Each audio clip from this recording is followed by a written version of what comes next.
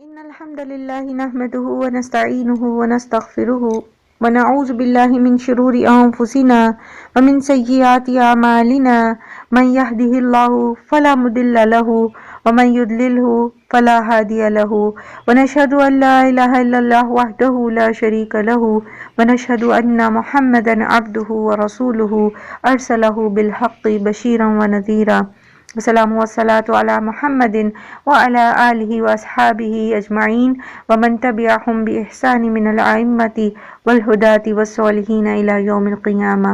أما بعد فإن أصدق الحديث كتاب الله وخير الهدي هدي محمد صلى الله عليه وسلم وشر الأمور محدثاتها وكل محدثة بدعة وكل بدعة ضلالة وكل ضلالة في النار. رب اشرح لي صدري ويسر لي امري واحلل عقدة من لساني يفقهوا قولي ربنا زدنا علما اللهم فقهنا في الدين آمین یا رب العالمین. سورہ صف کی آیت نمبر 6 کو تھوڑا سا دوبارہ دیکھتے ہیں. حضرت عیسیٰ کے بارے میں ہم پڑھ رہے تھے کل کہ وَإِذْ قَالَ عِيسَى ابْنُ مَرْيَمَ يَا بَنِي إِسْرَائِيلَ إِنِّي رَسُولُ اللَّهِ إِلَيْكُمْ مُصَدِّقًا لِمَا بَيْنَ يَدَيَّ مِنَ التَّوْرَاةِ وَمُبَشِّرًا بِرَسُولٍ يأتي من بعد اسمه أحمد فلما جاءهم بالبينات قالوا هذا سحر مبين. اس کو تھوڑا سا دوبارہ دیکھتے ہیں. ہم نے کل سیکھا تھا کہ تورات اور انجیل میں یعنی بائبل اولڈ ٹیسٹمنٹ اور نیو ٹیسٹمنٹس دونوں میں اللہ کے رسول صلی اللہ علیہ وآلہ وسلم کا واضح ذکر جو ہے وہ موجود ہے. ٹھیک ہے.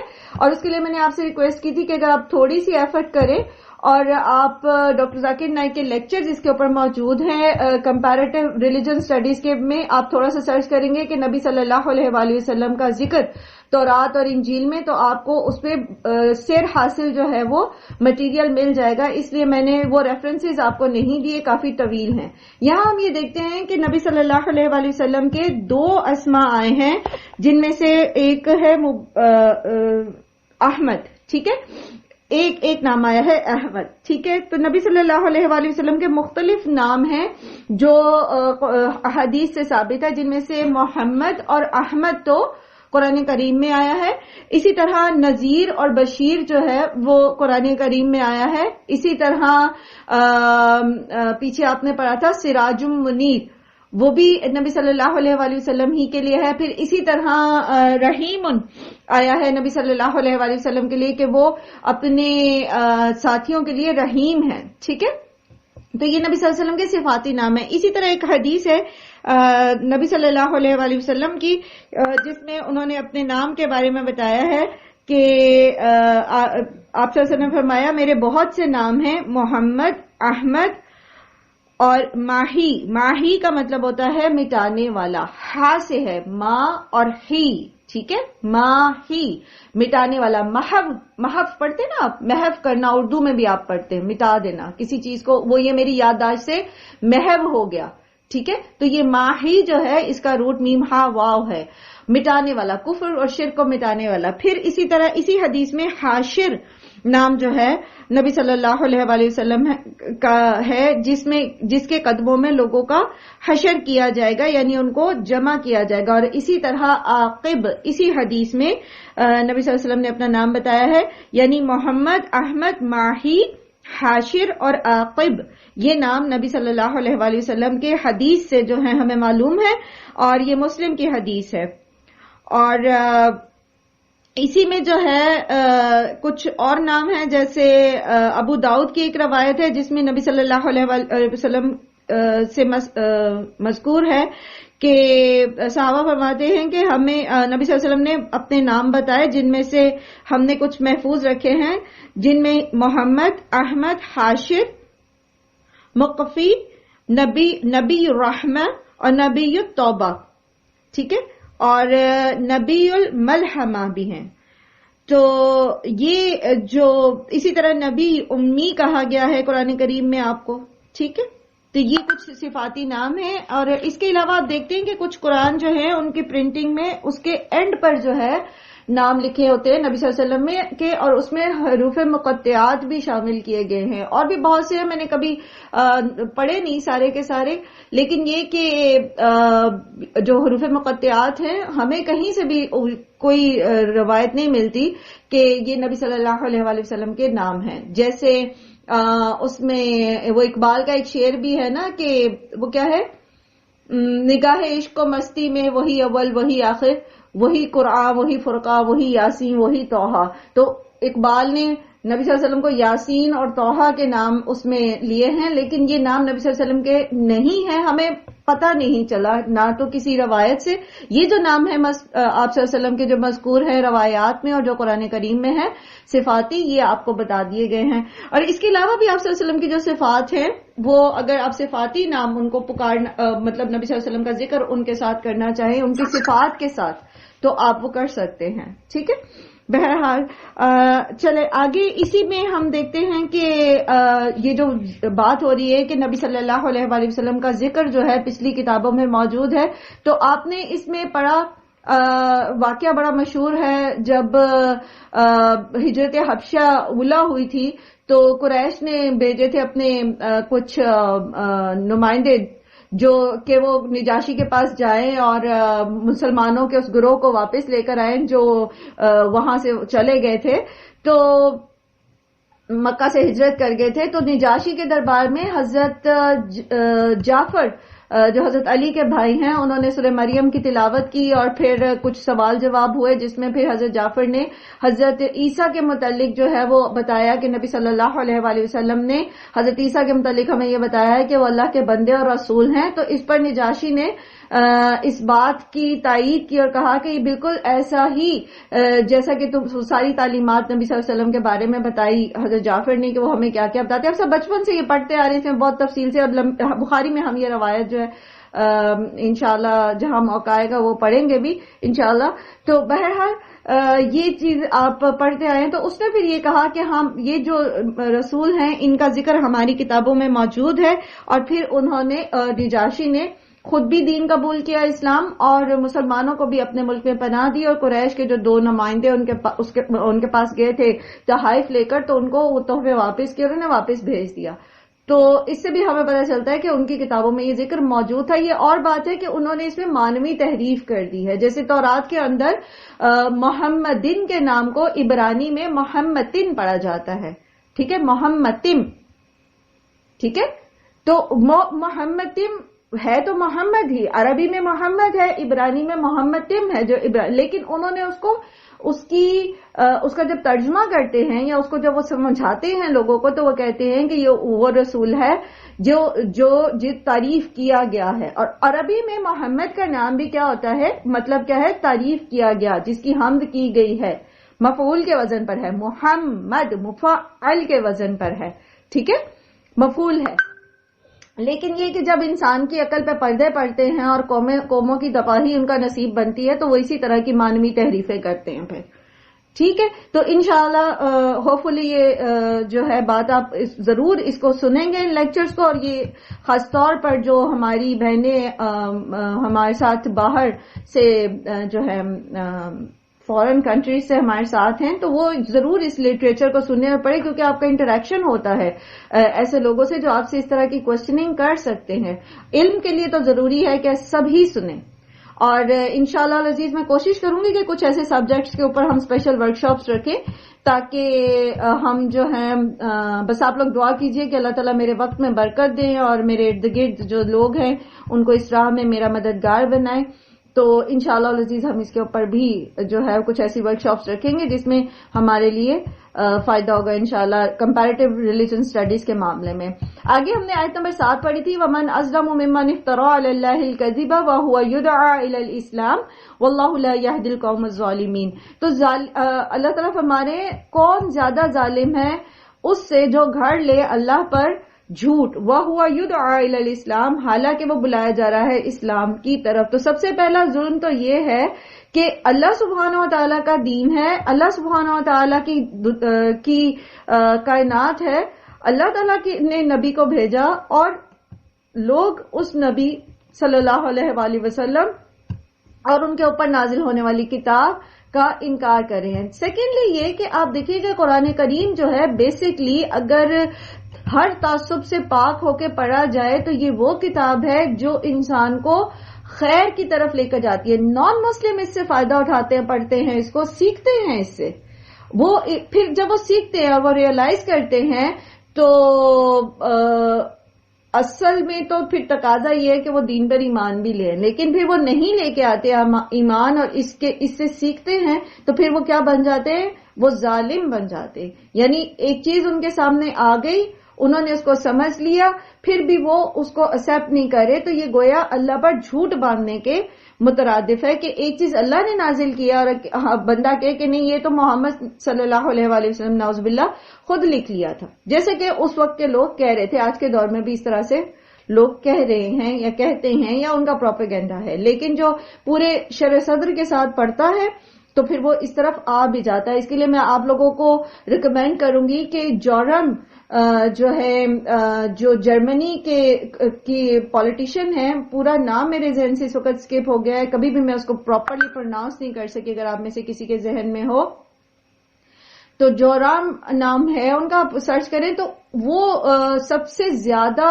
کٹر وہ ایسی تنظیم میں تھے جو اسلام کے خلاف تھی، اور انہوں نے ایک کتاب لکھنی شروع کی. یہ ابھی جب جرمنی میں خاکے بنائے گئے محمد صلی اللہ علیہ وسلم کے اور اس پر جو ہے وہ سارے ہوئے فسادات ہو رہے تھے، تو مین وائل وہ کہتے ہیں کہ میں نے ایک کتاب لکھنی شروع کی اسلام کے خلاف تاکہ میں لوگوں کو یہ بتا سکوں، کیونکہ وہ کیتھولک فیملی سے تھے اور بہت ریجڈ کرسچن تھے. تو وہ کہتے ہیں میں اس تھاٹ کے ساتھ بڑا ہوا کہ اسلام جو ہے وہ ایک دہشت گرد دین ہے. اور تبھی یہ 9/11 بھی ہوا، جب وہ ابھی ہائی اسکول میں تھے تو 9/11 کا واقعہ ہوا اور پھر اس کے میڈیا نے جو اسلام کے خلاف زہر اگلنا شروع کیا.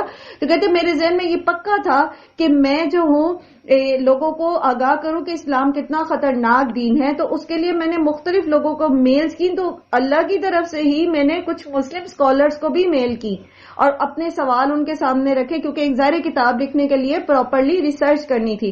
اب یہ ہے ایماندار آدمی، کہ ایماندار آدمی جب ریسرچ کرتا ہے تو پھر وہ تعصب کے انک اتار کے ریسرچ کرتا ہے. تو کچھ مسلم اسکالرز کو بھی انہوں نے جو ہے وہ ان تک کی گئے. اور جورام وین کیلورن، اب یہ خود ہی بتا سکتے ہیں کہ یہ کیا پروناؤنسیشن ہے، لیکن میں بہرحال ہمیشہ ان کو جورام ہی یاد رکھتی ہوں. آگے مجھے کبھی نام ان کا نہ پروناؤنس کرنا آیا نہ پڑھنا آیا. بہرحال آپ اس کو سرچ کر سکتے ہیں. جزاک اللہ خیر عروج. تو اس میں جو ہے انہوں نے پھر جو مسلم اسکالرس کو ریچ کیا، تو ایک مسلم اسکالر نے ان کو کہا کہ بجائے اس کے کہ آپ وہ بکس پڑھیں جو نان مسلمس نے لکھی ہے، آپ سیرت کی کتابیں پڑھیں اور وہ بکس پڑھیں جو مسلمس نے لکھی ہیں. اور انہوں نے پھر ان کو کچھ بکس سیرہ کی ریکمینڈ کی. اینڈ ہی سیز لائک جورم جو ہیں وہ بتاتے ہیں کہ سب سے زیادہ ان کو جو امپریس کیا وہ نبی صلی اللہ علیہ وآلہ وسلم کی سیرت نے کیا، محمد صلی اللہ علیہ وسلم کی سیرت نے کیا. ٹھیک ہے، تو وہ کہتے ہیں کہ آپ قرآن فوراً آپ کو سمجھ شاید نہ آئے، لیکن اگر آپ پہلے سیرت پڑھیں گے تو آپ کو قرآن جلدی سمجھ آئے گا. اور انہوں نے جب پڑھی سیرت، اور وہ جو دشمن تھے اسلام کے، یہ بھی میں آپ کو آج کی باتیں بتا رہی ہوں، یہ پچھلے 10 سال کی باتیں ہیں. تو اس میں وہ پھر کہتے ہیں کہ مجھے اندر سے آواز آئی جب میں نے پھر قرآن پڑھنا شروع کیا کہ توحید یہ تو کرسچینٹی میں ہونی چاہیے تھی، یہ اس کتاب میں کیوں ہے جو محمد صلی اللہ علیہ وسلم نے لکھی. ٹھیک ہے، یہ وہ اپنا سفر بتاتے ہیں. آپ لوگ ان کا انٹرویو ضرور سنیے گا، یوٹیوب پہ موجود ہے. تو اس کے بعد وہ کہتے ہیں کہ میں نے پھر بہرحال پڑھا، کرتے کرتے کہتے ہیں پھر میں نے جب سیرت پڑھی اور مجھے پتا چلا کہ یہ بھی صفت ہے ان میں، یہ بھی صفات ہے، یہ بھی کوالٹی تھی محمد صلی اللہ علیہ وسلم میں، یہ بھی کوالٹی تھی، یہ بھی تھی، یہ بھی تھی، یہ بھی تھی. تو میرے دل اندر سے جو ہے نا آواز آئی کہ یہ پروفٹس میں ہی ہو سکتی ہے، یہ جیسے یہ جیزس میں یہ کوالٹیز ہو سکتی تھیں یا ان کا بلیف تھا اور باقی پروفٹس پہ، تو پھر یہ محمد بھی پروفٹ ہی ہوں گے صلی اللہ علیہ وآلہ وسلم. کہتے ہیں میں نے بند کر دی وہ کتابیں اور میں خوفزدہ ہو گیا کہ یہ کیا بات ہو رہی ہے، یہ میرے اندر سے کیسی آوازیں آ رہی ہیں، میں تو اسلام کے خلاف کتاب لکھنے بیٹھا ہوں، یہ میرے اندر سے کیسی آوازیں آ رہی ہیں. اب 2 باتیں ہو سکتی تھی کہ یہ ان آوازوں کو دبا دیتے اور تعصب کی اینک لگا کے اسی ڈگر پہ چلتے رہتے. لیکن انہوں نے کیا کیا، کہتے ایک رات میں اندر سے جب اس طرح کی آوازیں آنی شروع ہوئیں تو میں خوفزدہ ہو گیا اور پھر مجھے راتوں کی نیندیں اڑ گئی.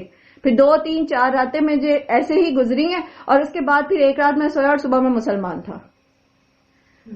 مطلب انہوں نے ان آوازوں کو دبایا نہیں، اس پہ غور و فکر کیا، اس کو ریلیٹ کیا اور پھر ایمان لے آئے. اسی کے مقابل آپ کو بے شمار ایسے مستشرق ملیں گے. مستشرق کہتے ہیں ان سکالرز کو جو نان مسلم یورپین ہوتے ہیں اور اسلام کے اوپر ریسرچ کرتے ہیں. تو آپ کو بے شمار ایسے مستشرق ملیں گے اور ان کی کتابیں ملیں گی جنہوں نے اسلام اور محمد صلی اللہ علیہ وسلم کے خلاف زہر اگلا ہوا. ٹھیک ہے، انہی کتابوں کو، قرآن کو ہی پڑھ کے، انہی سیرہ کی بکس کو پڑھ کے، انہی سورسز کو پڑھ کے. تو پھر یہ ہو جائے گا ظلم. ومن اظلم ممن افترى علی اللہ الکذب. سب کچھ پہچان لیا، جان لیا کہ یہ محمد صلی اللہ علیہ وسلم کی اپنی کتاب، لکھی ہوئی کتاب نہیں ہے. محمد صلی اللہ علیہ وسلم کی جب آپ سیرت پڑھیں گے، ہم نے ایک ورک شاپ کی تھی ٹینیجرز کے ساتھ جس میں ہم نے ثابت کیا تھا ہسٹوریکلی بھی اور سائنٹیفکلی بھی کہ قرآن جو ہے وہ اللہ کی کتاب ہے. ٹھیک ہے، اس کے لیے اللہ سبحانہ تعالیٰ ڈاکٹر ذاکر نائک کو بہت زیادہ اجر عظیم عطا فرمائے، کیونکہ مین سورس ہم نے وہیں سے لیا تھا اور پھر باقی فردر جو بھی اللہ نے توفیق دی اس کے اوپر ریسرچ کی، لیکن مین سورس انہی کی اسٹڈیز سے ہم نے لیا تھا. تو اس میں آپ دیکھیے کہ یہ چیز ثابت ہو سکتی ہے. اگر میرے لیول کا بندہ جس کا علم بہت محدود ہے اور بہت ہی تھوڑا سا ہے، وہ اس چیز کو پڑھ کے اور سائنٹیفکلی اس چیز کو ثابت کر سکتا ہے، تو پھر جو اسکالرز ہوتے ہیں ان کے پاس بہرحال علم زیادہ ہوتا ہے، چاہے وہ کسی بھی مذہب سے تعلق رکھتے ہیں. ٹھیک ہے، تو پھر بھی وہ انکار کر دے تو پھر کیا ہے کہ وہ اللہ پر جھوٹ باندھ رہے ہیں کہ وہ کہتے ہیں کہ یہ کتاب جو ہے، قرآن جو ہے، یہ محمد صلی اللہ علیہ وسلم نے خود لکھ لی تھی. یہی ظلم جو ہے اس وقت کے اہل کتاب کر رہے تھے، اور یہی ظلم جو ہے مشرکین مکہ بھی کر رہے تھے، جب ان کو پتا تھا کہ محمد صلی اللہ علیہ وآلہ وسلم جو ہیں وہ 40 سال کی زندگی میں ان کو انہی لوگوں نے، انہی کی زبانوں نے صادق کا لقب دیا تھا، جو لوگوں کے بیچ میں جھوٹ نہیں بولتے تھے، لوگوں کے معاملے میں جھوٹ نہیں بولتے تھے. وہ اللہ کے معاملے میں جھوٹ کیسے بول سکتے تھے؟ لیکن جب انہوں نے اللہ کی تعلیمات دینا شروع کی، اللہ سبحانہ تعالیٰ کی طرف سے ان کو شرک سے روکا، تو انہوں نے ان کو جھوٹ کا ٹیگ کر دیا کہ جی یہ تو جھوٹے ہیں. ٹھیک ہے، تو بات کیا ہے کہ بات سمجھ آتی تھی ان کو، لیکن ان کی دنیا پہ زد پڑتی تھی، اس لیے وہ ان کو نہیں مانتے تھے. کہ مشرکین مکہ کو بھی پتا تھا، ٹھیک ہے، لیکن انہوں نے بھی یہ بات نہیں مانی. تو اس لیے اللہ سبحانہ وتعالیٰ فرمانے ومن اظلم ممن افترى علی اللہ الکذب. تو یہاں اللہ پر جھوٹ باندھنے سے مراد کیا ہے کہ ثابت ہو جائے کہ محمد صلی اللہ علیہ وسلم اللہ کے رسول ہیں، ثابت ہو گیا کہ قرآن کریم جو ہے وہ اللہ کی کتاب ہے، اور اس کے باوجود جو ہے وہ یہ کہیں کہ نہیں یہ اللہ کی کتاب نہیں ہے، اس کو محمد صلی اللہ علیہ وسلم نے خود لکھ لیا ہے. اور پیچھے قرآن میں آپ پڑھ کے آئے کہ کس کس طرح وہ آپ صلی اللہ علیہ وسلم کے اوپر الزامات جو ہیں وہ لگاتے رہے. کبھی آپ کو ساحر کہہ رہے ہیں، کبھی کاہن کہہ رہے ہیں، کبھی جھوٹا کہہ رہے ہیں، کبھی مجنون کہہ رہے ہیں.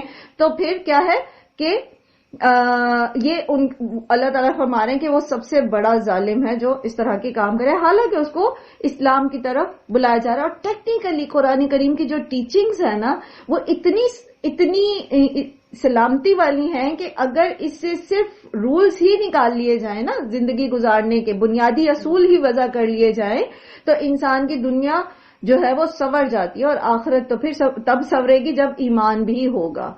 واللہ لا یہدی القوم الظالمین. اور یہ جو ایمان والی ہدایت ہے یہ اللہ تعالیٰ پھر ایسے ظالموں کو نہیں دیتے جو تعصب کی اینک آنکھوں پہ لگا کے رکھتے ہیں. اور ہم نے پہلے بھی پڑھا کہ ہدایت اسی کو ملتی ہے جو ہدایت لینا چاہتا ہے، جیسے ابھی ہم نے ان کی مثال دیکھی تھی جورام کی. ٹھیک ہے، یریدون لیطفئوا نور اللہ، وہ چاہتے ہیں کہ بجھا دے نور اللہ کا. اور یہاں اللہ کے نور سے مراد کیا ہے؟ دین اسلام.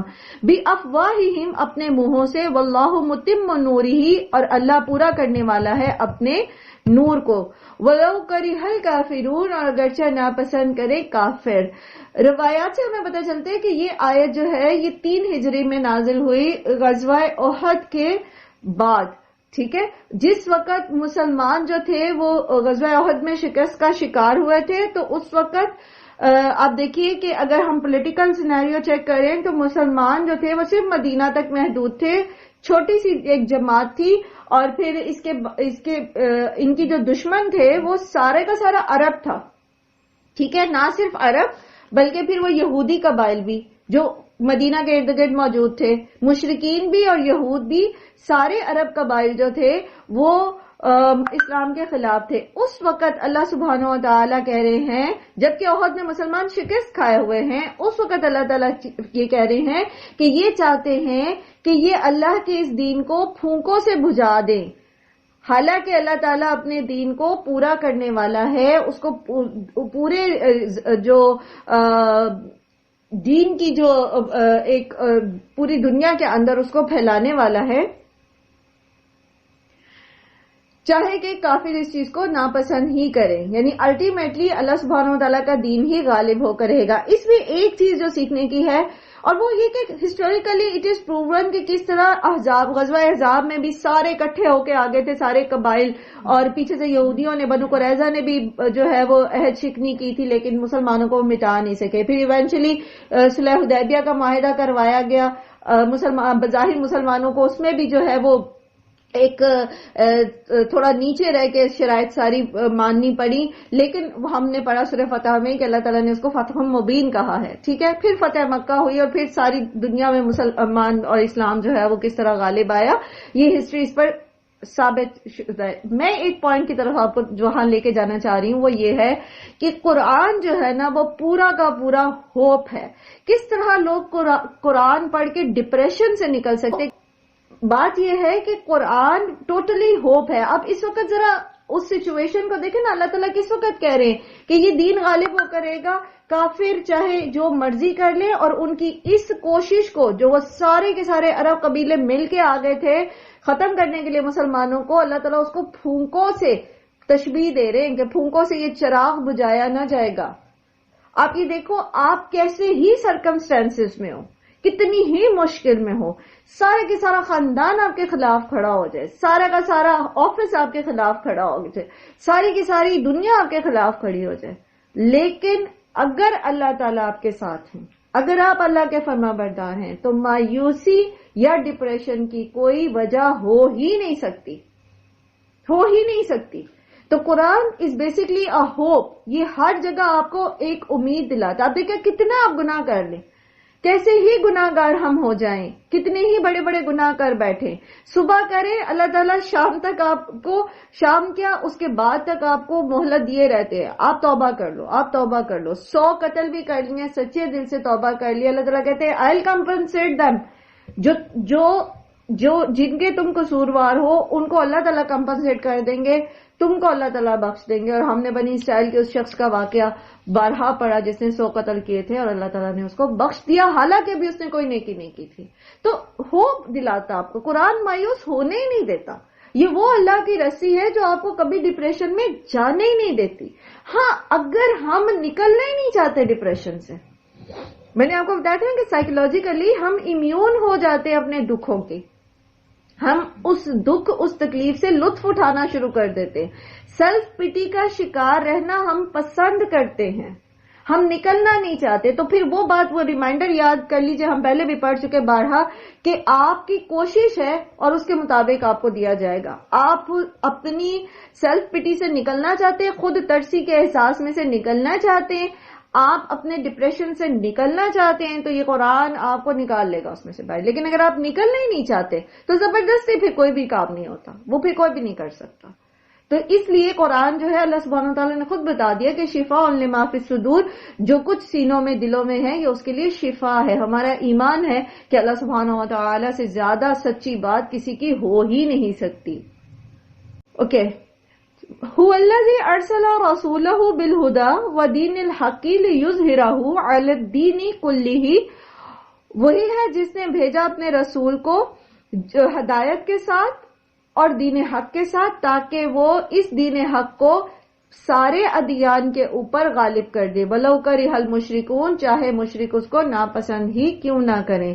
یا ایھا الذین آمنوا هل ادلکم علی تجارۃ تنجیکم من عذاب علیم، اے لوگوں جو ایمان لائے ہو، کیا میں تمہیں بتاؤں اس تجارت کے بارے میں جو تمہیں دردناک عذاب سے بچا لے گی۔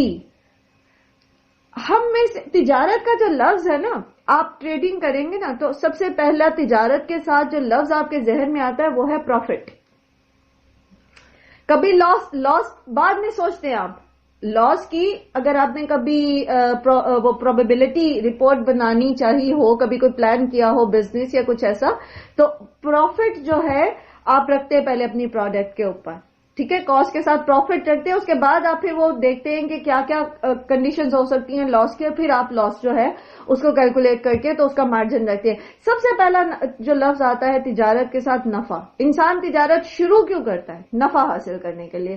تو اللہ تعالیٰ ہمیں کہہ رہے ہیں کہ کیا تمہیں میں بتاؤں ایک ایسی تجارت جس میں تمہارے لیے سراسر، یہ بیچ میں لفظ نہیں ہے لیکن انڈرسٹینڈنگ ہے کہ سراسر نفع ہے، سراسر فائدہ ہے، اور سب سے بڑا فائدہ کیا ہے؟ سب سے بڑا فائدہ کیا ہے کہ عذاب علیم سے بچ جائیں، ہم دردناک عذاب سے بچ جائیں، ہم قبر کے عذاب سے بچ جائیں، ہم جہنم کے عذاب سے بچ جائیں، ہم ذلت کے عذاب سے بچ جائیں، ہم رسوائی کے عذاب سے بچ جائیں، ہم دنیا میں رسوائی سے بچ جائیں، ٹھیک ہے؟ تو اب وہ تجارت کیا ہے؟ اچھا، ہم میں سے کوئی تجارت کرنا چاہتے ہیں؟ سورہ توبہ میں بھی ہم نے اس کو تفصیل سے پڑھا تھا، جہاں پر اللہ سبحانہ و تعالیٰ فرماتے ہیں کہ میں نے مومنوں کی جان اور مال کے بدلے جنت کا سودا ان سے کر لیا، اور اللہ تعالیٰ کہتے ہیں کہ تمہارے لیے بشارت ہے اس تجارت میں، خوشی ہے تمہارے لیے اس تجارت میں، خوشخبریاں ہیں۔ آپ کسی کے ساتھ بھی تجارت کریں نا، آپ کو دھوکے کا اندیشہ رہتا ہے۔ آپ اپنے سگے بہن بھائیوں کے ساتھ جب پارٹنرشپ کرتے ہیں تجارت کے لیے، بہرحال آپ کو دھوکے کا اندیشہ رہتا ہے، لیکن اللہ سبحانہ و تعالیٰ وہ ہستی ہیں کہ ان کے ساتھ جب آپ تجارت کرتے ہیں، دھوکہ تو خیر ہو ہی نہیں سکتا، نقصان بھی نہیں ہوگا۔ باقی ہر تجارت میں لاس کی ایک پرسنٹیج موجود ہوتی ہے، لیکن جو تجارت آپ اللہ سے کریں گے اس میں تو نقصان کا شائبہ ہی نہیں ہے، ٹوٹلی فائدے میں جائیں گے، ٹوٹلی فائدے میں جائیں گے۔ اچھا، یہاں پر کچھ چیزیں اللہ تعالیٰ نے بتائیں کہ وہ تجارت کیا ہے۔ سب سے پہلے کیا؟ تؤمنون باللہ ورسولہ، اللہ اور اس کے رسول پر ایمان لاؤ۔ ہم پہلا کام کر چکے، ٹھیک ہے، الحمدللہ، اور ہم اب وہ سورہ نساء کی اس آیت نمبر غالباً 62 ہے یا 162 ہے، جس کا اکثر ہم ریفرنس لیتے ہیں کہ یا ایھا الذین آمنوا آمنوا باللہ، اے لوگو جو ایمان لائے ہو، ایمان لے آؤ اللہ پر اور اس کی کتابوں پر اور اس کے رسولوں پر اور ملائکہ پر۔ تو یہ جو ہم شعوری ایمان ہے، اس کا سفر الحمدللہ ہم قرآن کے ساتھ شروع کر چکے۔ اللہ پر ایمان لانے میں ہم نے توحید بھی سیکھی الحمدللہ، پھر ہم نے اللہ سبحانہ تعالیٰ کی صفات بھی سیکھ رہے الحمدللہ، اور پھر کس طرح اللہ سبحانہ تعالیٰ کی فرما برداری کرنی چاہیے وہ بھی ہم سیکھ رہے ہیں الحمدللہ، اور پھر اللہ کے رسول پر ایمان لانے بھی اللہ کا شکر ہے کہ ہم اللہ کے رسول پر اسی طرح ایمان لاتے ہیں جس طرح کہ اللہ سبحانہ و تعالیٰ نے ہمیں حکم دیا، اللہ کے رسول صلی اللہ علیہ وسلم نے ہمیں سکھایا۔ ہم نہ اس میں کہیں مبالغہ آرائی کرتے ہیں، نہ ہم جو ہے ان کے کسی قسم کا ان کے درجے کے اندر نہ ان کو گھٹاتے ہیں نہ بڑھاتے ہیں، جیسا اللہ سبحانہ و تعالیٰ نے ان کو بھیجا رسول بنا کر محمد صلی اللہ علیہ وآلہ وسلم کو، ویسی ہی ہم کوشش کرتے کہ ہم محبت بھی کریں ان سے اور ان کی فرما برداری بھی کریں۔ پھر اگلا سٹیپ کیا ہے؟ اب اس پر آ جائے، وَتُجَاهِدُونَ فِي سَبِيلِ اللَّهِ، اور تم جہاد کرو اللہ کے راستے میں، بِأَمْوَالِكُمْ، اپنے مالوں کے ساتھ، وَأَنفُسِكُمْ، اور اپنی جانوں کے ساتھ۔ جہاد بمانے قتال بھی ہو سکتا ہے، ٹھیک ہے، یعنی جنگ، قتال، جنگ کے لیے لفظ آتا ہے قتال۔ جہاد جو ہے یہ ایک بہت الیبوریٹڈ ٹرم ہے، بہت زیادہ فصیح اور بلیغ ٹرم ہے، اور جہادہ کا مطلب ہوتا ہے اپنی اٹموسٹ اسٹرگل کرنا، اپنی انتھک کوشش کرنا۔ تو اگر ہم دیکھیں تو ہم بھی اس کے اندر کچھ تھوڑا بہت حصہ رکھتے کہ اللہ کے راستے میں ہماری جدوجہد جو ہے وہ الحمدللہ ایک چھوٹے سے پہلے سٹیپ پر الحمدللہ ہم قدم رکھ چکے ہیں۔ ہم قرآن کو سیکھ رہے ہیں، اس میں ہم اب انڈیویجلی ہم میں سے انفرادی طور پر ہر ایک اس چیز کو دیکھے کہ ہم اس میں اپنی پوری کوشش کریں، پوری کی پوری کوشش کریں۔ جیسے ماشاءاللہ میں ایک چھوٹی سی مثال سے یہاں پر آپ کو مثال دینا چاہوں کہ ہمارے ساتھ نعیمہ موجود ہے، اور شاید نعیمہ کی بیٹی کی شادی جو ہے وہ آج کل میں ہی ہے، ٹھیک ہے۔ تو ایسے میں جبکہ گھر میں مہمان بھی موجود ہیں، شادی بھی ہو کی ایک وہ تقریب کا بھی انتظامات بھی، اور ایک ماں کے سر پہ کتنے سارے کام ہوتے ہیں، پھر بھی وہ کلاس میں موجود ہیں۔ تو یہ کیا ہے؟ یہ جہاد ہے ان کا، یہ کوشش ہے، ٹھیک ہے، یہ ایک کوشش ہے ان کی کہ وہ اپنی کلاس مس نہ کریں. اسی طرح ہمارے ساتھ عروج ہے ماشاءاللہ. میں پہلے بھی بہت دفعہ عروج کو جو ہے اس چیز کا ان سے میں انسپائریشن لیتی ہوں کہ کس طرح آدھی رات کو اٹھ کے وہ پڑھتی ہیں. اللہ سبحانہ تعالیٰ نے جزائے خیر دیں. اسی طرح آپ میں سے ہر کوئی, یہ جو نام میں نے لیے چونکہ پرسنلی تھوڑی سی میسیجنگ کے ذریعے مجھے ان کے احوال کا پتہ ہے, آپ میں سے سب ماشاءاللہ ماشاءاللہ ارم ہے ماشاءاللہ, تو جہاد میں لگے ہوئے ہیں الحمدللہ. بس ہم نے اس کو آگے سے آگے لے کے جانا ہے, پیچھے نہیں آنا. اسی طرح جیسے سدرا ہے, وہ ایکسکیوز کر سکتی تھی, وہ مجھ سے کہہ سکتی تھی کہ بھی مجھے مجبوری ہے, مجھے بچی کے ساتھ اسکول جانا ہے تو آپ مجھے چھٹی دے دیں, اور اتنے دن جو ہے وہ ہم تجوید کی کلاس نہیں لیتے. But she try to manage کہ نہیں ہم ارلی کر لیتے ہیں اور ارلی کر لیتے ہیں. اور ماشاءاللہ آپ سب اس جہاد میں شامل رہے کہ آپ نے اور ارلی اس کلاس کو اٹینڈ بھی کیا ماشاءاللہ. تو یہ کتنی اچھی بات ہے کہ ہم نے ایٹ لیسٹ ایک پہلا اسٹیپ, چھوٹا سا ایک بیبی اسٹیپ جو ہے وہ اس میں الحمدللہ ہم نے لیا ہے. اللہ تعالیٰ ہمیں اس میں آگے سے آگے جو ہے وہ اس سفر پر لے کے جائیں. آپ میں سے ہر ایک اس جہاد میں شامل ہے ماشاءاللہ. لیکن مجھے پرسنلی چونکہ ابھی جیسے فروا بتائی تھی غالباً وہ بھی کوئی مصروفیت تھی ان کی بھی اور وٹ ایور, لیکن یہ کہ ماشاءاللہ سب اس میں جو ہے وہ شامل تھے. ٹھیک ہے, اور ہیں انشاءاللہ ہم اسی کو فردر جب ہم قرآن کریم کو دوبارہ انشاءاللہ اللہ سبحانہ تعالیٰ ہمیں توفیق دے ہم شروع کریں گے تو پھر ہم اس میں اور جہاد کریں گے. میں آپ سب سے اس چیز کی امید رکھتی ہوں کہ یہ قتال کا تو آپ کو حکم نہیں, آپ خواتین ہیں, آپ کو حکم نہیں دیا اللہ نے کہ آپ بندوق اٹھائیں اور میدان جنگ میں چلے جائیں, الا یہ کہ ضرورت پڑ جائے اور آپ کو جانا پڑے. ادروائز مسلمان عورتوں کے لیے فوج میں کوئی کام ہوتا نہیں ہے ادر دین سروسز, جس کی مثالیں ہمیں صحابیات سے ملتی ہیں کہ وہ زخمیوں کی مرہم پٹی کرنا اور پانی پلانا اور اس طرح کے, اور اگر ضرورت پڑتی ہے کہیں پر تلوار اٹھانے کی تو پھر تلوار اٹھائی جائے گی. بہرحال یہ ایک الگ بات ہے. تو یہ آپ کا جہاد کا فیلڈ ہے, تعلیم اور تعلم کا, اس میں آپ نے جہاد کرنا ہے. تو جہاد کا نیکسٹ اسٹیپ کے لیے ابھی سے تیار کرنا شروع کر دیجئے. جو لوگ ہمارے ساتھ ریگولر رہے ہیں, اور میں نے ام موسیٰ کی یہ ڈیوٹی لگائی ہے کہ وہ ریگولر ناموں کو ایکسٹریکٹ کریں, اور پھر انشاءاللہ العزیز آپ سب نے لفظی ترجمہ یاد کرنا ہے قرآن کا انشاءاللہ. ٹھیک ہے, لفظی ترجمہ, اور چھوٹی چھوٹی ہلکی پھلکی جو ہم ساتھ ساتھ گرامر آپ کو انشاءاللہ العزیز کرائیں گے وہ بھی کرنی ہے. یہ تزکیے والا تو سفر آپ نے ماشاءاللہ مکمل کیا ماشاءاللہ ماشاءاللہ. تو اب آپ نے ایک سٹیپ فارورڈ جانا ہے اس جہاد میں. اس کے لیے پھر جہاد میں پھر پتہ ہے آپ کو کبھی نیند بھی قربان کرنی پڑے گی, تھوڑا سا آپ کو اب سے زیادہ ٹائم دینا پڑے گا اپنے قرآن کے سبق کو یاد کرنے کے لیے. لیکن وہ آپ شروع کریں تو انشاءاللہ اللہ سبحانہ وتعالیٰ آپ کے لیے اس میں بہت آسانیاں پیدا کر دیں گے. اچھا, جہاد فی سبیل اللہ ہے تو پھر یہ ابھی تک جتنا میں نے آپ کے سامنے آپ کے فیلڈ میں جہاد رکھا, جہاد کی نوعیت رکھی, یہ آپ کے نفسوں کے ساتھ ہے. وہ انفسکم, آپ کی نفسوں کے ساتھ ہے نا. آپ اپنی جان کو اس میں تھکاتے, آپ ٹائم پہ اٹھتے ہیں, آپ کلاس لیتے ہیں, آپ سبق یاد کرتے ہیں, آپ کو جو ہوم ورک دیا جاتا ہے آپ وہ کرتے ہیں, اور یہ سارا کیا ہے آپ کے نفسوں کا جہاد ہے. آپ بعض خواتین جو دن میں ٹائم نہیں نکال پاتی ہوں گی وہ رات میں اس کو کرتی ہوں گی, بعض صبح فجر سے پہلے اٹھ کے کرتی ہوں گی, بعض فجر کے بعد کرتی ہوں گی, کیونکہ گھرداریوں کے ساتھ یہ کام کرنا ہے. تو یہ آپ کا جہاد بالنفس ہو گیا نا. پھر ہے بِأَمْوَالِكُمْ, تو مالوں کے ساتھ تو آپ سب ماشاءاللہ ماشاءاللہ کرتے ہی ہوں گے اپنی اپنی جگہ پر, کیونکہ ہم نے اتنی موٹیویشن پڑھی اللہ کی راہ میں صدقات دینے کی کہ مجھے نہیں لگتا کہ کہیں پر بھی کوئی ایسی بات ہوتی ہو کہ آپ کو کوئی چیز کوئی آپ سے سوال کرے اور آپ اس کو روک لیں. اور نہ سوال کر کے بھی آپ کی نظریں ضرور ارد گرد اپنے گھومتی رہتی ہوں گی کہ آپ کے رشتے داروں میں, آپ کے ارد گرد میں کوئی ایسا تو نہیں جس کو ضرورت ہے, اور آپ کسی نہ کسی طریقے سے اس کی مدد کرنے کو ہر وقت تیار رہتے ہوں گے.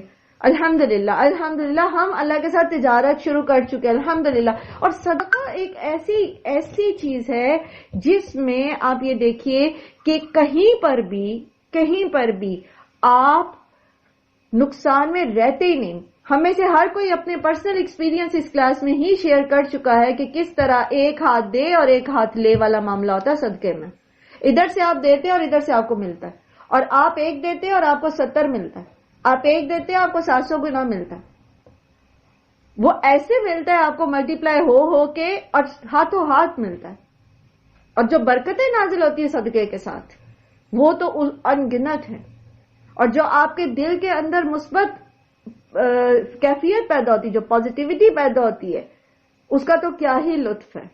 ایمان کا مزہ ہوتا ہے نا، وہ آپ صلی اللہ علیہ وسلم کی ایک روایت بھی ہے نا، جس نے ایمان کا مزہ چکھ لیا. تو یہ جو لطف ہے نا ایمان کا، یہ عبادات کے ساتھ آتا ہے نا. تو صدقہ جب آپ دیتے ہیں تو اس کے بعد دیکھیے کیسی ٹرینکوالٹی ہوتی ہے، اطمینان جو ایسے پھوار کی طرح آپ کے اندر اترتا ہے.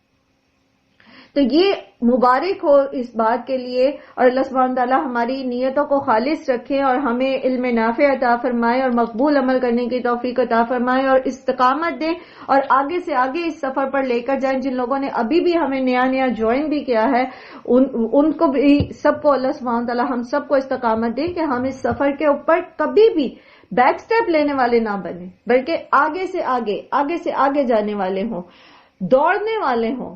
دوڑنے والے نہیں ہو سکتے تو چلنے والے ہوں، چلنے والے نہیں ہو سکتے تو ایٹ لیسٹ رینگنے والے ضرور ہوں، رکنے والے نہ ہوں. کیونکہ جس سفر پر آپ رک جاتے ہیں تو آپ کا سفر پیچھے کی طرف شروع ہو جاتا ہے. ٹھیک ہے، انشاءاللہ. ذالکم خیر لکم ان کنتم تعلمون، اور یہی تمہارے لیے بہتر ہے اگر تم علم رکھتے ہو. اور الحمدللہ یہ جتنی باتیں میں نے آپ کے ساتھ شیئر کی، آپ سب اس کا علم پہلے سے ہی رکھتے ہیں. کس طرح نفس کے ساتھ جہاد آپ کو فائدہ دیتا ہے، کس طرح مال کے ساتھ جہاد آپ کو فائدہ دیتا ہے، کس طرح جب آپ نے قرآن سیکھنا شروع کیا اس نے آپ کو فائدہ دیا. میں اگر ابھی اس ٹاپک کو ہی میں اگر آپ کو کہوں کہ آپ سب جو ہے وہ شیئر کرنا شروع کریں میرے ساتھ، تو آپ سب جو ہیں اس چیز کو میرا خیال ہے ہمیں گھنٹہ ڈیڑھ لگ جائے گا اگر ہم پرسن ٹو پرسن جو ہے وہ صرف یہی ایک بات شیئر کریں کہ مجھے کیا فائدہ ہوا قرآن کے اس سفر میں. تو انشاءاللہ العزیز جب ہماری دعا ہوگی تکمیل کی تو اس میں پھر ہم آپ سب سے انشاءاللہ میں ریکویسٹ کروں گی کہ آپ اپنے جو تاثرات ہیں وہ ضرور تھوڑے تھوڑے ایک دو منٹ کے ضرور سب کے ساتھ شیئر کریں تاکہ سننے والوں کو بھی جو ہے وہ موٹیویشن ملے. پھر کیا ہے اس تجارت کا نفع کیا ہے؟ جب آپ دنیا میں یہ کام کریں گے اپنی جان اور اپنے مال کے ساتھ تو دنیاوی فائدے تو ہم نے دیکھے. یہ ابھی میں نے آپ کے ساتھ جتنا بھی ریوائز کیا آپ کے لیسن کو، تو یہ دنیاوی فائدے نا، دل کا اطمینان اور مال میں برکت اور پریشانیوں کے حل ملنا، یہ سارا کیا ہے؟ یہ دنیا کے فائدے. لیکن جو الٹیمیٹ فائدہ ہے وہ بھی کیا ہے؟ یغفر لکم ذنوبکم ویدخلکم جنات تجری من تحتہا الانہار. لو جی یہی تو ہم چاہتے ہیں. سارا مسئلہ، سارا جو خوف ہے، سارا جو ڈر ہے ہمارے اندر، ساری جو جسے آپ کہیں نا کہ بڑی مصیبت یہ ہے کہ جہنم میں نہ چلے جائیں. ٹھیک ہے، تو آپ کو گارنٹی اللہ تعالیٰ دے رہے ہیں. اللہ تعالیٰ خود بتا رہے نا کہ یغفر لکم ذنوبکم ویدخلکم جنات تجری من تحتہا الانہار. تم اللہ کے پاس انویسٹ کر کے تو دیکھو، اپنے آورز کو، اپنے وقت کو اللہ کے پاس انویسٹ کر کے دیکھو. ہم میں سے اکثر خواتین، مجھ سے اکثر لوگ کہتے ہیں کہ کیسے مینج کریں. میں آپ کو ایک ہی بات ہمیشہ کہتی ہوں کہ میں نہیں کرتی مینج، میں کر ہی نہیں سکتی. میں تو صرف کچھ وقت اللہ کے پاس انویسٹ کرتی ہوں، وہ اس وقت کو پروفٹ کے ساتھ مجھے واپس کر دیتے. میں چند گھنٹے اللہ کی راہ میں لگاتی ہوں تو اللہ تعالیٰ میرے وقت میں وہ برکت دے کے مجھے لوٹاتے کہ باقی کے کام خود بخود ہو جاتے. مجھے نہیں پتا کیسے مینج ہوتے ہیں لیکن خود بخود ہو جاتے. الحمدللہ ہو رہے، اتنے عرصے سے ہو رہے الحمدللہ. میں نے ایک دفعہ آپ کے ساتھ پہلے بھی شیئر کیا تھا کہ میں اپنے بچوں کو خود پڑھاتی تھی، اور ظاہر ہے جب آپ بچوں کو خود پڑھاتے تو آپ کو 2-1 گھنٹے لگانے پڑتے ہیں، 3 گھنٹے بھی لگانے پڑتے ہیں جب بچے ماشاءاللہ مختلف کلاسز میں پڑھتے ہیں. پھر جب میرا سفر دین کا شروع ہوا اور تعلیم اور تعلم کی طرف میں نے قدم رکھا تو میں اپنے بچوں کو خود پڑھا نہیں سکی. یقین رکھیے آج تک میں نے اپنے بچوں کو کسی ٹیوشن اکیڈمی میں نہیں ڈالا. الحمدللہ اللہ تعالیٰ نے ایسی برکت دی ہوئی ہے کہ الحمدللہ آج تک وہ آؤٹ اسٹینڈنگ ہی رہے ہیں. الحمدللہ اپنی کلاسوں میں اللہ تعالیٰ ہی نے ان کے اندر یہ چیز ڈالی ہوئی.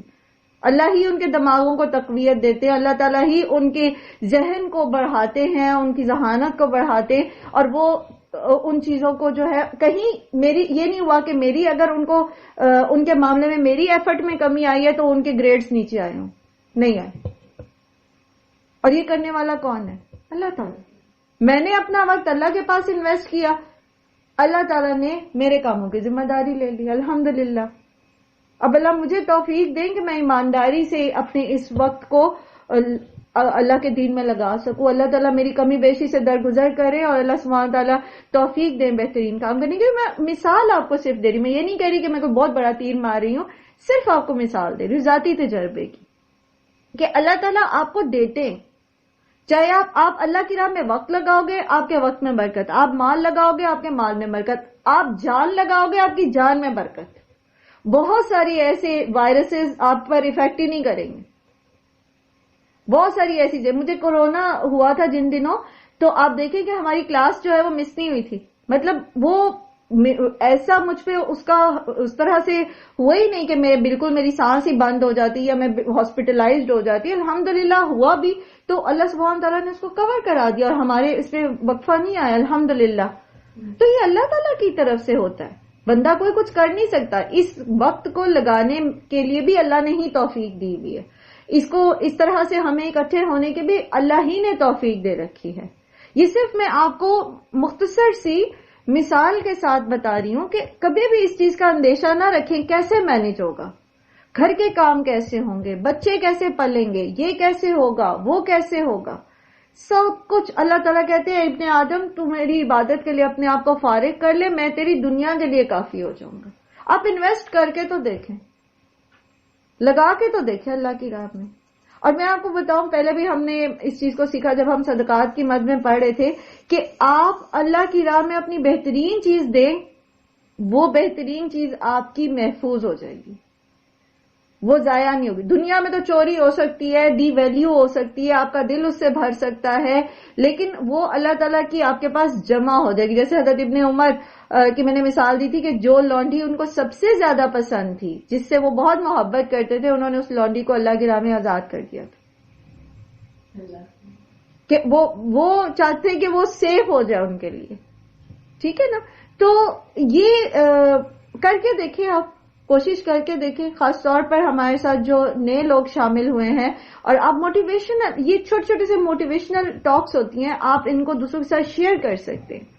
آپ سب کے پاس ایسی مثالیں موجود ہوں گی انشاءاللہ. ضرور جو ہے وہ دعا جب ہوگی انشاءاللہ تو ہم آپ سے لیں گے. یہ آپ ہمیں بتائیے گا کہ کس طرح جو ہے آپ کو قرآن کے سفر میں کس طرح سے پروفٹ کے ساتھ جو ہے وہ چیزیں آپ کو واپس ملی. اور آخرت کا تو ہے ہی، وَمَسَاكِنَ طَيِّبَةً فِي جَنَّاتِ عَدْنٍ، اور گھر پاکیزہ ہمیشگی کے. اب دیکھیں دنیا میں آپ کہتے ہیں کہ میں نے سود پہ قرض نہیں لینا، میں نے سود پہ قرضہ لے کے بینک سے گھر نہیں بنانا.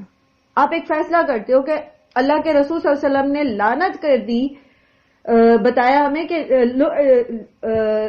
اللہ تعالیٰ نے لعنت کی ہے سود دینے والے پر، لینے والے پر، اس کی کتابت کرنے والے پر، اور اس پر گواہ بننے والے پر. ٹھیک ہے؟ تو ابھی کسی نے مجھ سے سوال بھی کیا تھا، مختصراً اس میں جواب دے دیتی ہوں. وہ کہتی کہ جو بینکرز ہوتے ہیں ان کی تنخواہ پھر کیا حرام ہوتی ہے؟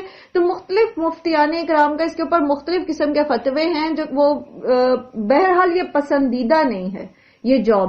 لیکن اس کے لیے اب ہمیں یہ بھی نہیں نہ کرنا چاہیے کہ ہم بینکنگ سسٹم کو ٹوٹلی نان مسلمز کے حوالے کر دیں. ہمیں چاہیے کہ ہم اپنے بچوں کو اکاؤنٹس اور اکنامکس پڑھائیں اور پھر ایسے لیول پر لے کر جائیں کہ وہ کچھ نان انٹرسٹ اکنامک سسٹم وضع کر سکیں، کچھ اس میں ڈیولپ کر سکے، کوئی تھیریز، کوئی پریکٹیکلی کچھ ادارے. یہ جو پورا بینکنگ سسٹم ہے نا آپ کا، یہ ایک روتھ سٹار ایک فیملی تھی 5 لوگوں کی، یہودیوں کی، جنہوں نے یہ بینکنگ سسٹم سٹارٹ کیا تھا. 5 لوگوں کا ایک خاندان تھا جس نے یہ سسٹم شروع کیا تھا، اور اب یہ پوری دنیا کے اوپر یہ بینکنگ سسٹم چل رہا ہے. یہ یہودیوں کی ایک فیملی تھی. اس کو آپ تھوڑا سرچ کریں گے تو آپ کو مل جائے گا انشاءاللہ، اس کے اوپر بھی کافی مٹیریل. تو ہم بھی یہ انیشیٹو لے سکتے ہیں نا، ایک چھوٹا سا ادارہ بنا سکتے ہیں، ایک چھوٹی سی ایسے کام کر سکتے ہیں جن کے پاس اللہ تعالیٰ نے ریسورسز دیے. تو اللہ تعالیٰ یہ کہہ رہے ہیں نا، جہاد کریں، ہم مال کے ساتھ لگائیں، مال نان انٹرسٹ بینکنگ کے لیے ادارے بنائیں. تو انشاءاللہ العزیز اللہ سبحانہ تعالیٰ نیکی اور نیک رکھنے کے ارادے میں جو ہے وہ ضرور برکت دیں گے، اور اس میں بھی بہتری ہوگی انشاءاللہ. بہرحال تو جو دنیا میں سود پر گھر نہیں بناتے تو پھر خوشخبری ہے ان کے لیے کہ اگر وہ اللہ کی خاطر قربانی کرتے ہیں، جہاد کرتے ہیں، سفر کرتے ہیں دنیا کے اندر، کچھ مشکلات کا سامنا کرنا پڑتا ہے ان کو، تو جنت میں ان کے لیے اللہ تعالیٰ نے ایسے پاکیزہ گھر بنائے ہیں جو ہمیشگی کے باغات میں ہیں. ٹھیک ہے، ذالک الفوز العظیم، اور یہ اصل کامیابی ہے. دنیا میں آپ انٹرسٹ لے لیں، آپ کنال کا گھر بنا لیں، 2 کنال کا گھر بنا لیں، جتنا مرضی بڑا بنا لیں، ہو نوز کہ کتنا عرصہ آپ اس میں رہیں گے، ہو نوز کہ آپ کو اس میں رہ کے آپ مطمئن بھی رہیں گے کہ نہیں، آپ کو دل کا سکون بھی ملے گا کہ نہیں. اور ایک بات یاد رکھیے، لکھ لیں بے شک میری طرف سے، جس جگہ پر سود انوالو ہوگا نا، جس لیول کا بھی، کبھی آپ کو خوش نہیں رہنے دے گا، کبھی خوش نہیں رہنے دے گا. یہ آپ کو گھن کی طرح کھا جائے گا، آپ کی جڑوں کو گھن کی طرح کھا جائے گا. بے شک میرے نام کے ساتھ لکھ کے رکھ لیجئے یہ بات. سود کے جو غبار ہے، یہ جب بھی جس معاملے میں بھی آئے گا نا، وہاں خرابی پیدا کرے گا، کیونکہ سود جو ہے یہ اللہ کے ساتھ جنگ ہے، اور اللہ سے جنگ کوئی جیت سکتا ہی نہیں. آؤٹ آف کوشچن بات. اللہ تعالیٰ کہتے ہیں جن و انس، تم یہ زمین و آسمان کے کناروں سے نکل کے دکھا دو، تم نکل ہی نہیں سکتے. سورہ رحمان میں آپ پڑھ کے ہے نا، اللہ کی پکڑ سے آپ بچ ہی نہیں سکتے ہیں. تو اللہ سے جنگ چھیڑ کے آپ جیت کیسے سکتے؟ بظاہر اگر آپ کا مال بڑھ بھی رہا ہے، بظاہر آپ کا وہ بزنس جس میں آپ نے سود سے قرضہ لیا اور بزنس یا گھر بنایا وہ بڑا فلرش کر رہا ہے، لیکن آپ کو گھن کی طرح کھا جائے گا اندر کوئی ایک چیز، کوئی ایک بات، چاہے وہ اولاد کی طرف سے آئے، چاہے وہ گھر کی طرف سے آئے، کسی رشتہ دار کی طرف سے آئے، کہیں سے آئے، آپ کے اپنے اندر سے ڈپریشن ابل کے باہر آ جائے، آپ کو تباہ کر کے رکھ دیتا ہے. اور جہاں آپ اس چیز پر پابند رہ جاتے ہیں نا کہ نہیں کرنا، میں نے سود کے قریب نہیں آنا، میں نے اس طرح کے کوئی وہ نہیں کرنا، آپ یقین کریں کہ بظاہر تنگ دستی میں بھی آپ حیات الطیبہ انجوائے کرتے ہیں. وَأُخْرَى تُحِبُّونَهَا، اور اس کے ساتھ اور کیا کیا ملے گا؟ اور بھی جو تم محبت رکھتے ہو، مال بھی ملے گا. کر کے دیکھو اللہ کے ساتھ تجارت، ملے گا تمہیں جس چیز کی تمہیں محبت ہے، کر کے تو دیکھو. ریلیشن شپ میں آپ دیکھیے کہ جب آپ حلال کے دائرے میں اپنے آپ کو محدود کرتے ہیں، آلدو وہ آپ کو ناپسند بھی ہے، پھر بھی آپ حلال میں رہتے ہیں، حرام کی طرف نہیں جاتے، چاہے وہ مرد ہیں چاہے وہ خواتین ہیں، تو آپ کو وہ ملے گا. آپ کو وہیں سے جو چیزیں ناپسند تھیں وہ آپ کے لیے پسندیدگی میں ڈھل جائیں گی انشاءاللہ. اللہ کا وعدہ ہے. وَأُخْرَى تُحِبُّونَهَا، اور بھی ملیں گی، دنیاوی فتوحات بھی ملیں گی. اور جب مسلمانوں نے یہ تجارت کی اللہ تعالیٰ کے ساتھ تو تاریخ گواہ ہے کہ کس طرح پھر کیسر و کسرا کے خزانے ان کے قدموں میں آ کے گرے، اور حضرت عمر رویا کرتے تھے کہ مجھے خوف آتا ہے کہ کہیں اللہ سارا اجر ہمیں دنیا میں نہ دے دے. اتنا ملا مسلمانوں کو. اور ایک دور ایسا تھا کہ حضرت عمر بن عبدالعزیز کے دور میں کہ صدقات لے کے لوگ پھرتے تھے اور کوئی لینے والا نہیں تھا. تو یہ دنیا میں بھی اللہ تعالیٰ آپ کو دیں گے. نصر من اللہ، اللہ کی طرف سے مدد آئے گی. سینیریو اس کا سارا جنگ کے ساتھی ہے، جب میں آپ کو بتا دی ہوں پہلے سے کہ یہ غزوہ احد کے بعد نازل ہوئی ہیں. اچھا، زینیا نے ہائی لائٹ کیا یہ پوائنٹ کہ چھوٹے سے چھوٹا سود جو ہے وہ موبائل کمپنی سے ایڈوانس لینا، یہ بھی ہمیں نہیں لینا چاہیے، بالکل نہیں لینا چاہیے. اس کے ساتھ ساتھ آپ جو ایزی پیسہ اکاؤنٹ کھلواتے ہیں اس میں وہ آپ کو فری منٹس دیتے ہیں، یا پھر وہ کچھ اس طرح کا سسٹم ہے کہ شاید وہ آپ کو کچھ بیلنس دیتے ہیں، وہ بھی نہیں لینا چاہیے، وہ بھی انٹرسٹ میں آتا ہے. میں پھر انشاءاللہ اس ٹائم جب سورہ بقرہ پڑھیں گے اور سود کی آیات اس میں پڑھیں گے پھر ہم تفصیلاً دیکھیں گے انشاءاللہ. جزاک اللہ خیر زینیا. تو نصر من اللہ، اللہ کی طرف سے مدد آئے گی. اب یہاں پر بات غزوہ احد کے بعد کا سینیریو اپنے ذہن میں رکھیے کہ آپ دیکھیں کہ پھر کس طرح اللہ کی طرف سے مدد آئی، کس طرح صلح حدیبیہ ہوئی، کس طرح اسی معاہدے کی ساتھ مسلمانوں کو سکون کے کچھ سال مل گئے، جس میں انہوں نے پھر دوسرے لوگوں کو دوسرے ریاستوں میں اسلام کا پیغام پہنچایا. یہ سارا ہم صلح حدیبیہ کے اس میں کانٹیکس میں پڑھ کے ہیں. اور فتح قریب، قریبی فتح کا وعدہ ہے. اور یہ قریبی فتح پوری کب ہو رہی ہے؟ آپ دیکھو غزوہ احد کے بعد غزوہ احزاب ہوئی تھی، ٹھیک ہے، غزوہ تبوک ہوئی تھی، اس کے بعد فتح مکہ ہوئی تھی. دیگر غزوات بھی ہیں اس میں، غزوہ بنو قریظہ بھی آئے گا اور پھر دوسرے بھی ہیں. تو فتح قریب کہہ رہے ہیں اللہ تعالیٰ اس کو. ہم کہتے ہیں ابھی کتنے سال ہیں؟ ٹھیک ہے 3 ہجری کے بعد 7 ہجری میں فتح مکہ ہوئی تھی, ہے نا. 6 ہجری میں صلح حدیبیہ ہوئی تھی اور 7 ہجری میں فتح مکہ ہوئی. تو اس میں آپ یہ دیکھیے کہ 8 ہجری 8 ہجری میں ہوئی. ٹھیک, جزاک اللہ خیر سدرا. تو اس میں دیکھیے کہ کتنے سال کا عرصہ لگا. ہم کہتے ہیں کہ اللہ تعالیٰ کی مدد کیوں نہیں آ رہی اور فتح قریب کدھر ہے؟ مجھے تو ابھی بھی یہ مسئلہ بھگتنا پڑ رہا ہے, میں تو ابھی بھی اس کو فیس کر رہی ہوں, میں نے تو اللہ کی راہ میں یہ بھی کیا یہ بھی کیا. تو یہ جو چند سال ہیں نا, یہ اللہ کی نظر میں کوئی اہمیت نہیں رکھتے, ویلیو نہیں ہے ان کی. ہمارے لیے سال ہوتے ہیں نا, لیکن اللہ تعالیٰ کے نزدیک یہ بہت تھوڑا سا ٹائم پیریڈ ہے. اور ہم انسان بھی اس چیز کو ریئلائز کریں گے جب ہم مر کے اٹھیں گے اور سوال کریں گے ایک دوسرے کے سے کہ کم لبثتم, کتنا عرصہ رہے دنیا میں. تو کوئی کہے گا یوم بعد یوم, ایک دن رہے یا شاید اس کا بھی تھوڑا سا حصہ. تو پھر ہم بھی اس 90 سال کی 100 سال کی زندگی کو یومن و بعد یوم ہی سمجھیں گے.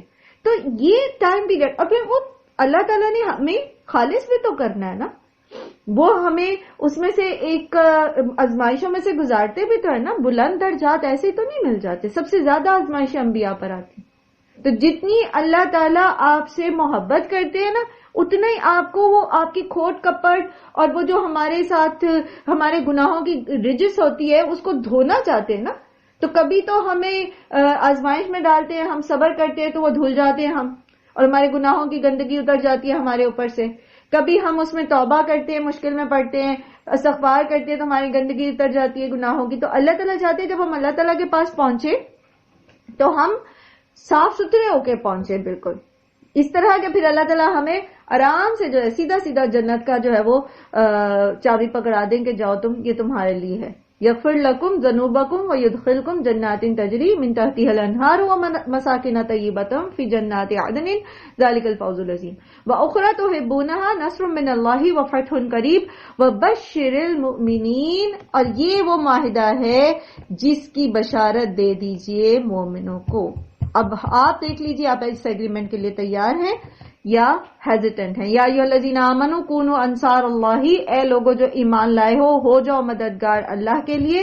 کما جیسا کہ قال عیسی ابن مریم, جیسا کہ کہا تھا عیسی ابن مریم نے, للحواریین حواریوں سے, من انصاری اللہ, کون ہے مددگار میرا اللہ کی طرف. قال الحواریون, کہا حواریوں نے, نحن انصار اللہ, ہم ہیں اللہ کے مددگار. فآمنت, تو ایمان لایا, طائفۃ من بنی اسرائیل وکفرت طائفۃ, بنی اسرائیل میں سے ایک گروہ ایمان لایا اور ایک گروہ نے کفر کیا. فأیدنا, تو قوت دی ہم نے, الذین آمنوا, ان لوگوں کو جو ایمان لائے, علی عدوہم, ان کے دشمنوں کے اوپر, فاصبحوا ظاہرین, تو ہو گئے وہ غالب.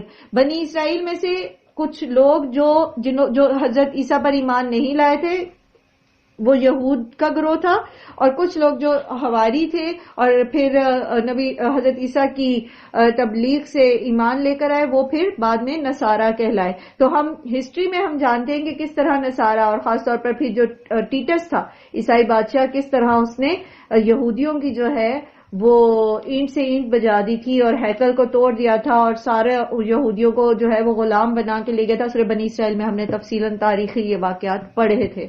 اور یہاں پر جو چیز سیکھنے کی ہے وہ یہ ہے, قال عیسی ابن, اللہ تعالیٰ فرما رہے ہیں کہ تم اللہ کے نبی کے مددگار بنو, دین کے مددگار بنو. کس طرح کے, جیسا کہ قال عیسی ابن مریم للحواریین من انصاری اللہ, حضرت عیسیٰ نے اپنے جو ان کے شاگرد تھے نا ان کو کہا کہ اللہ کے دین میں کون میرا مددگار بنے گا. Nobody even takes a few minutes for thinking کہ جی اچھا ہمیں سوچنے دیں, ہم ٹائم کیسے مینج کریں, ہم کیا کریں, یہ کیا وہ کیا, نہیں. قال الحواریون نحن انصار اللہ, جیسے آپ سے میں کہوں مثال کے طور پر یہ کام ہے کون کرے گا, تو کچھ ہاتھ سیکنڈ کے 10ویں حصے میں کھڑے ہو جائیں گے. تو یہ چیز چاہیے اللہ تعالیٰ کو, دین کے معاملے میں اللہ تعالیٰ کو یہ چاہیے, اس طرح کی مدد چاہیے. کس طرح کہ اللہ تعالیٰ کو چاہیے نہیں مدد, اللہ تعالیٰ پسند کرتے ہیں کہ اس طرح کی مدد ہو, اس طرح لوگ دین کے راستے میں تیار ہو جائے فوراً.